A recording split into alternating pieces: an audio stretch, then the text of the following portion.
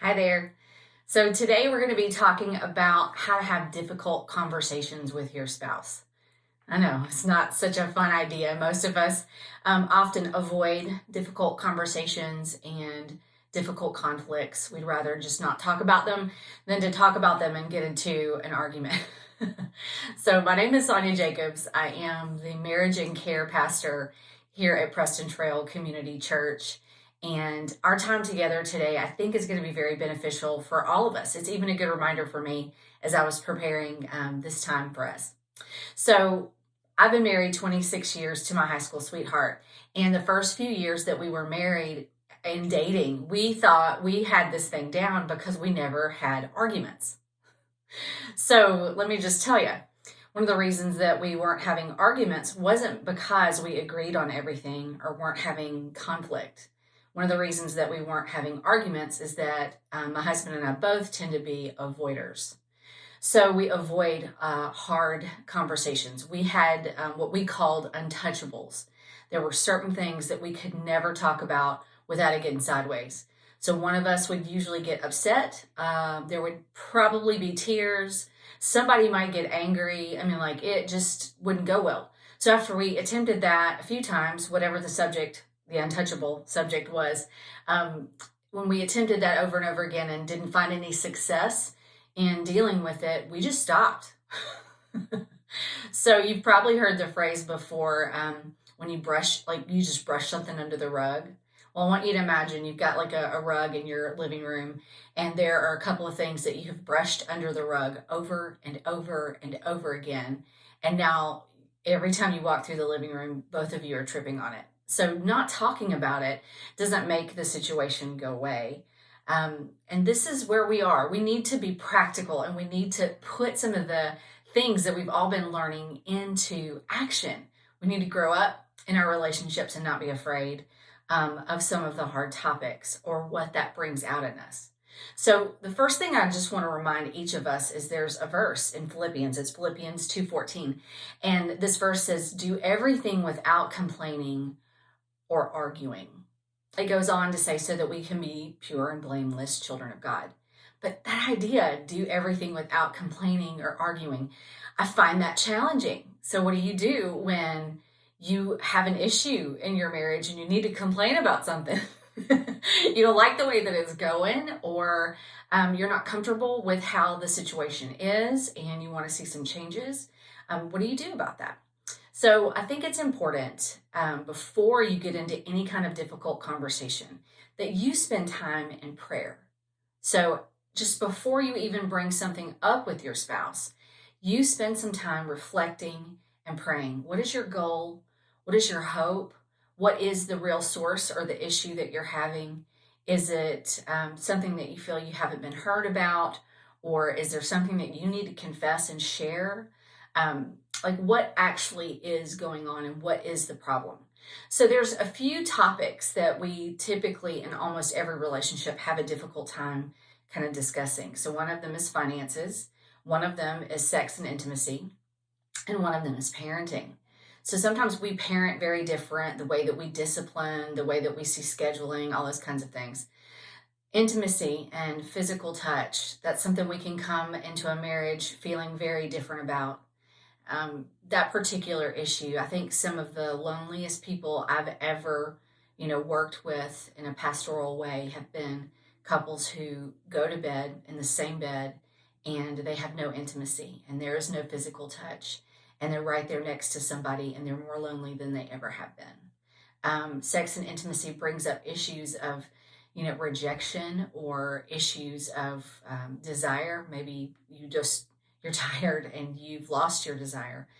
There's all kinds of things that can come up in that particular area of marriage. And then the other one is finances. There are people who, they'll spend money secretively. They'll sock away money secretively. They'll get into marriage with more debt than they shared with their fiance before the wedding. There's all kinds of issues that can come up with finances. Some people are very controlling. The primary income provider sometimes can be very controlling with how the money is spent and how the budget is developed. Some people are loosey-goosey and there is no budget and they don't want there to be a budget. They just want to go do what they want when they want. So there's a lot of issues and difficult conversations that can come up around finances as well.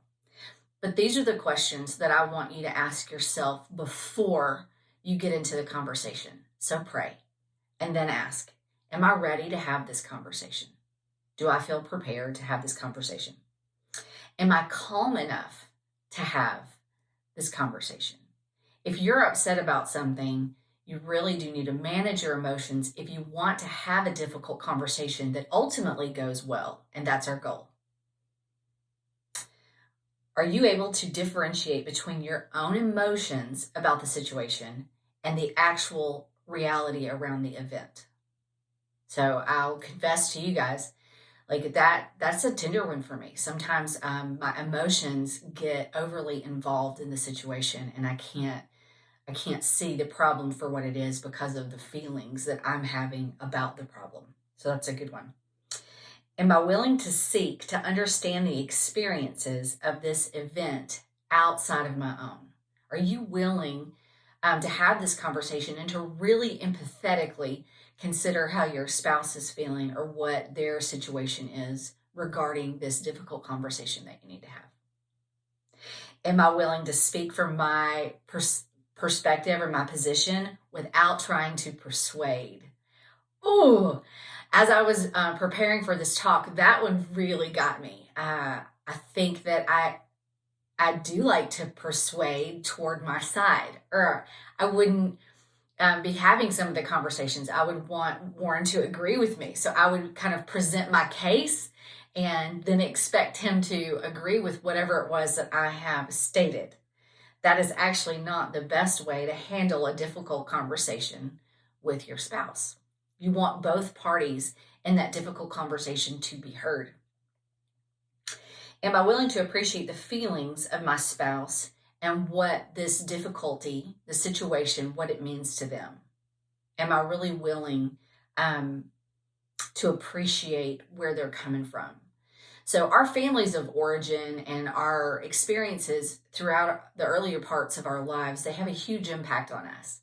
So speaking of those issues, parenting, sex, and finances, like the soup that we grew up in really does have a big impact on us regarding how we feel about these issues. So if you in your life have felt a lot of rejection, or if your spouse has felt a lot of rejection, and that starts to have an effect in your physical intimacy, if you're pursuing intimacy with your spouse and they just don't feel good or they're not in the mood or whatever and they reject you because it's not a great time for them, how you handle that and how it makes you feel could be very different.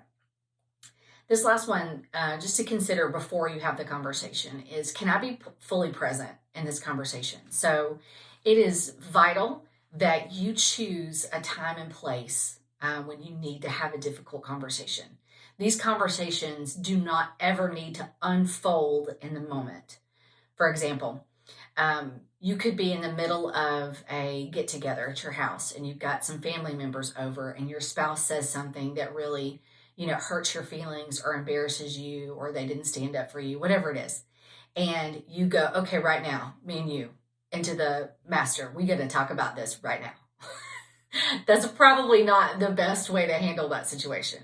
You actually want to make note of how you feel and how that situation made you feel.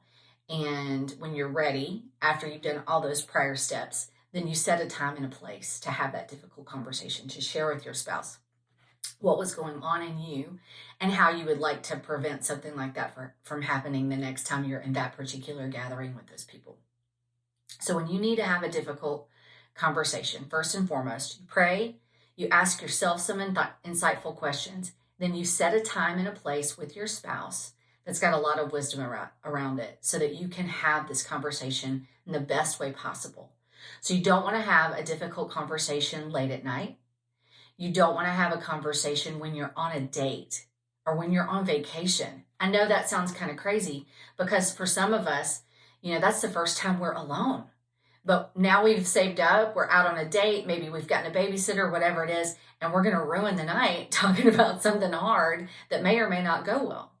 So a different way to do this is to pick a time and a place where there aren't going to be a lot of distractions, but it's intentional to talk about something difficult. For example, if you still have children who nap, that might be a great opportunity on a Saturday or a Sunday. Like, hey, the kids are going to take their nap at 2 o'clock on Saturday. After we get them settled, I'd love for us both, to fix our favorite hot tea or coffee or whatever it is, and let's go sit on the patio so that we can talk about fill in the blank.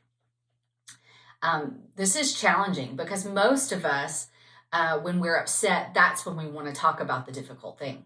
So you have found something on the credit card bill after y'all were trying to get out of debt. Now there's a new Xbox that's gone onto the credit card. You're going through the bills. You see this credit card, and then as soon as the other spouse walks in the door, you're sitting there with the bill ready to get after it. That's actually not the right time to do that. But to say to your spouse when they get home, like, hey, I was going through the bills and saw some things that I'm not really happy about, and I'd love for us to be able to sit down and talk about this tonight after the kids go to bed. Let's have a good dinner. Our relationship and marriage is bigger than this difficult conversation, but we do need to sit down and make sure that we're on the same page with how we're choosing to spend our finances and when we're choosing to do those things. So you don't want to attack them at the door. You don't want to blow up a date. You don't want to do this after midnight. And you certainly don't want to do this if you've had some adult beverages. So if you've had a couple of adult beverages, it's very likely that your filter is not working as clearly and that your energy level is different. So that is not a wise time to have a difficult conversation. All right. So some just tips. If it's about money, if it's about sex, if it's about the different ways that you parent your children or keep the house clean, you've chosen a time and a place to have this conversation without distractions. So no TVs are on, phones are on mute, kids aren't running around the house. You've chosen a wise time and place to have this conversation. One of the things that it's important for both of you to be able to do is to give up the need to be right. I've watched couples record each other secretly. So they start to get into an argument, the phone or iPad or whatever goes onto a record mode, and then it's brought back up later at another time to prove a point. So you got to ask yourself, what's your motivation when your only desire in a difficult situation is to prove that you're right? As believers, we're told to grow in humility and to not esteem arrogant pride. Now, I'm sharing this with you from a very confessional place. I like to be right. I just do. It feels good, especially if I've got evidence to prove while I'm right. Warren used to joke in the early years of our marriage that I really should have been a lawyer. And some of us are like that. I know I'm not the only one. However, if I'm approaching a difficult conversation now with Warren, my goal is not to prove to him or persuade him to agree that I'm right. I want us to be on the same page. I want us to figure out what to do with whatever the difficult situation is. And I want us to grow through that so that we're stronger and so that we're better and so that there's nothing in our marriage that we would consider an untouchable that we can't talk about. So that's the goal, and you've got to remember that. So the next one is to start the conversation positively. So oftentimes when we're dating and we're falling in love and in that sweet romantic kind of first window of our relationship, when you say something like, hey, let's go out, let's just talk, or let's just talk on the phone until we fall asleep. Or my son's 18 now, and he has a very sweet girlfriend. They don't talk on the phone. They FaceTime, but they don't look at each other. It's the weirdest thing. But hey, they find it fascinating to sit there and talk for a long, long time. But something strange happens after a lot of couples have been married for a while. So if they send you a text, or if you send a text that says, hey, when you get home tonight, we need to talk. For most people, that feels like a warning bell, like, oh crap, what did I do? Or oh crap, what did they do? Like it just feels nerve wracking sometimes when somebody says that. But that's not what the goal is. Like you want to develop a space where you can talk about hard things and still support each other and still you're actually growing closer to one another as a result of your talk. So that if you say, hey, we need to talk about something, it's like, all right, I got my Bible, I've got my pad and my pen, let's do this. What's our subject tonight? We're talking about money. Okay, I've got the budget pulled up and the last two bills that I don't know what to do with. Whatever it is, but to get on the same page and to be positive about even a difficult conversation is possible. There's this idea of a sandwich kind of conversational style around difficult things. And it is something that Warren and I practice a lot when we need to talk about something that's going to be challenging. We will often affirm each other first in that area, then go into the thing that's kind of sticky and difficult, and then wrap it up with another kindness. For example, if we were going to be talking about finances, oh my goodness, in our early 30s, I was a stay-at-home mom. My husband was full-time at a smaller church, and it was challenging for us. And so we had to sit down and talk budgets and money and debt and all that stuff all of the time. And we could walk out of that conversation making each other feel terrible. Like, oh, here I am. I'm shopping affordably and cutting coupons. And he's thinking I'm working as hard as I could ever work and doing as much as I can. And you're upset that I'm not here at the house very much, but nobody's going to go get a second job right now. Like, what do? We just felt kind of stuck between a rock and a hard place. But now we've learned that we would handle that differently. So I would affirm Warren, like, man, I appreciate how hard you work for our family. You provide for us so well, and we're so thankful. We have everything that we need, and we know that is the work of God through you. And we're super grateful for that as a family. So thank you for all the effort. Every time you get up, you go to work and you show up, it matters to us. Now, we've got the situation with the tax payment. We've got more that we need to pay on taxes than we have saved up. So we're in a pickle right now. What's our challenge? What are we going to do? Is there something that we can do to earn some side hustle money together? Is there, something extra that you can think of that I can do that might earn some more? Is there a place that we can cut our grocery bill a little bit? I trust you, I respect you, and you're welcome. Let's look at everything and pull this apart together. And again, I do see how hard you work, and I appreciate it. So that's a sandwich way that's very positive to have a conversation. You could do the exact same thing with sex and intimacy. Like, I appreciate how much you pursue me. I love that your body still works and you still want to enjoy that part of our relationship. I don't know what's going on with me right now. I'm struggling with my desire. I'm so exhausted from being tugged on by the kids all day. And I know this is something that I need to figure out what to do. So I'm going to seek some wise counsel, and I'm definitely going to pray about this. And at the end of the day, again, I'm so glad that you haven't withdrawn from me and that you really are continuing to pursue me. Please don't give up. We're going to figure this out. So that's a way to sandwich and have a positive conversation about something that's difficult, like sex and intimacy. So another tip is to stay focused on the task. Stay focused on the problem. Like sometimes we can start talking about one difficult situation, and before we know it, we've rabbit trailed and we are talking about 10 different things, and we've talked for 45 minutes and we don't even remember what we started, and now we're both angry.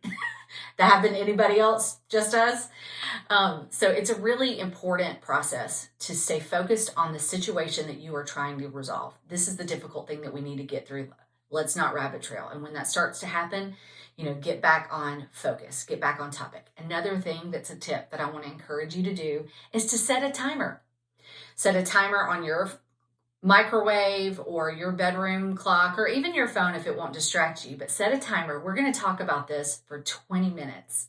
And when the timer goes off, we're done. Or when the timer goes off, if we're still engaged in this conversation and we're finding some positive compromise and ground, then we'll keep going for another 10 minutes.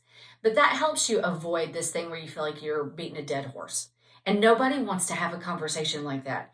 So we want to create positive patterns when we're talking about difficult situations so that when we need to talk about difficult situations, we're both ready to do that and we're not going to avoid it. We know that talking through this is going to make us stronger, make us closer. It's going to honor God and make our marriage better. So if you have any questions about this, or if you want to talk through this with me one-on-one, I'm more than happy to set up an appointment with you. So my email address is marriage@prestontrail.org. You can email me a question and we can do it that way. We can do a Zoom meeting during one of your kids' naps, whatever that looks like. But I'm here to serve you. And I know that sometimes having difficult conversations, we need a little bit of coaching to know how to do that. And I would love to help you in any way. You guys are precious and so grateful for this church and for each one of you. You guys have a blessed day.